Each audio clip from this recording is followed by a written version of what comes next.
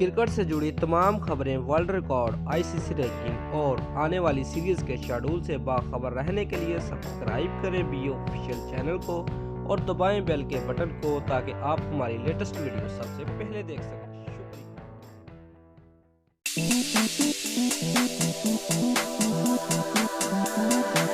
Viewers, अगर आप पाकिस्तानी हैं और शाहिद अफरीदी के फैन हैं तो जल्दी से सबसे पहले वीडियो को लाइक कर दें।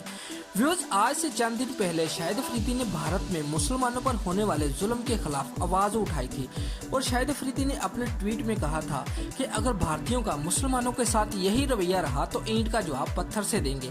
व्यूअर्स, शाहिद अफरीदी के इस ट्वीट ने पूरे भारत को मिर्चें लगा दी थी। उनमें से एक क्रिकेटर भी था जिसका नाम गौतम गंभीर है।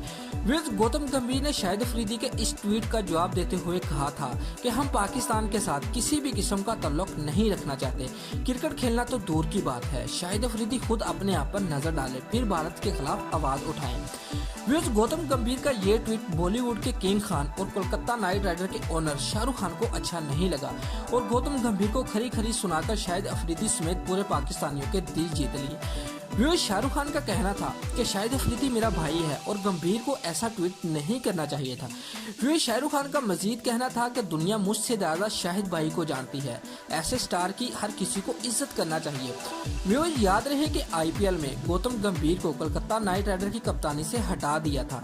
इंडिया मीडिया यही कह रहा था कि गंभीर ने खुद इनकार किया है।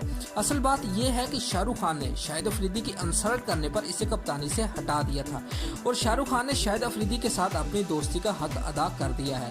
दोस्तों, ऐसे ही वीडियो देखने के लिए वीडियो को लाइक और हमारे चैनल को सब्सक्राइब करना मत भूलिए। शुक्रिया।